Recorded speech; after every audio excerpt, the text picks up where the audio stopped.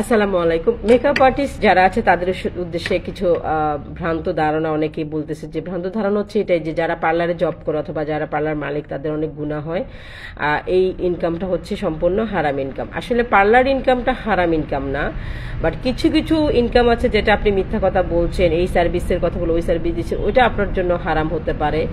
অথবা দেখা যাচ্ছে যে কিছু এক্সটেনশন ব্যাপার আছে, কিছু ভ্রু প্লাকের ব্যাপার স্যাপার আছে। এই কাজগুলো যখন আপনি সম্পূর্ণভাবে করবেন, হয়তো সেটা আমাদের হয়তো বিধিবিধানে ধর্ম অনুযায়ী আমাদের নিষেধ করা আছে, কিন্তু সবাই তো আর হালালভাবে হারামভাবে ইনকাম করছে না। দেখা যাচ্ছে যে অনেকেই অনেক পার্লারে এক্সটেনশনের কোনো সার্ভিস দিচ্ছে না, তিল বসানো ভ্রু উঠানো সার্ভিসগুলো দিচ্ছে না, তাহলে তাদের জন্য কেন হারাম হবে? হ্যাঁ, সব বিউটিশিয়ানরা তো হারামভাবে ইনকাম করছে না, এই জন্য আপনি সব বিউটিশিয়ানদেরকে অপবাদ দিতে পারেন না। অনেক বিউটিশিয়ানে আছে যারা হচ্ছে হালালভাবে ইনকাম করছে, সেজন্য আপনি সব বিউটিশিয়ানদেরকে একসাথে মিলাবেন না। আর হচ্ছে সাজসজ্জা আমাদের মুসলমানদের জন্য অবশ্যই ধর্মে জায়েজ করে রেখেছে, আমাদের ইসলাম ধর্মে সাজসজ্জা জায়েজ আছে, কিন্তু আপনি সে যে কাকে দেখাচ্ছেন সেটা হচ্ছে ইম্পর্টেন্ট। একজন মেকআপ আর্টিস্ট যখন আপনাকে একটা ব্রাইডাল লুক দিবে, আপনার ব্রাইডাল লুক নিয়ে আপনি আপনার হাজবেন্ডকে দেখাচ্ছেন নাকি অন্য পুরুষদেরকে দেখাচ্ছেন, সেটা আপনার সম্পূর্ণ ব্যক্তিগত ব্যাপার। সেখানে কিন্তু বিউটিশিয়ানের কখনো দোষ হতে পারে না। বিউটিশিয়ানের কাজ হচ্ছে আপনাকে সাজিয়ে দেওয়া, সে আপনাকে সাজিয়ে দিয়ে ছেড়ে দিয়েছে।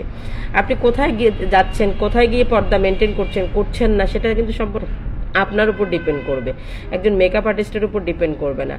একটা স্ট্রেট করাচ্ছে, একটা বিউটিশিয়ান আপনাকে চুল স্ট্রেট করাচ্ছে, চুল স্ট্রেট করার পর আপনাকে ছেড়ে দিয়েছে, এখন আপনি আপনার চুলটাকে আপনার হাজবেন্ডকে দেখাচ্ছেন নাকি অন্যান্য পুরুষদেরকে দেখাচ্ছেন, সেটা সম্পূর্ণ আপনার উপর ডিপেন্ড করবে, কখনো একটা মেকআপ আর্টিস্টের উপর ডিপেন্ড করবে না। মেকআপ আর্টিস্ট কিন্তু অনেক মেকআপ আর্টিস্ট আছে পর্দার ভিতরে আপনাকে সার্ভিস দিচ্ছে, তাহলে এখানে মেকআপ আর্টিস্টের দোষ কিভাবে? আপনি তার কাছে সার্ভিস না নিলে কিন্তু অন্য একজনের কাছে ঠিকই চলে যাবে, তাহলে সে কেন তার রিজিকে প্রবলেম করবে?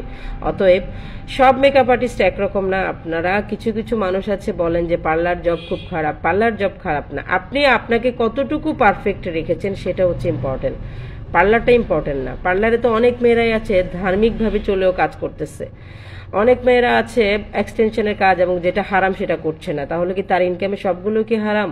কখনোই না। অনেকে আছে হালালভাবে ইনকাম করছে, অনেকে আছে হারামভাবে ইনকাম করছে। ইনকাম কি করছে সেটা হচ্ছে ইম্পর্টেন্ট।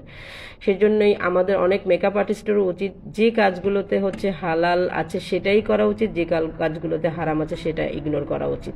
তাহলে আমি মনে করি আমাদের মেকআপ আর্টিস্টদের কোনো দোষ থাকে না এখানে।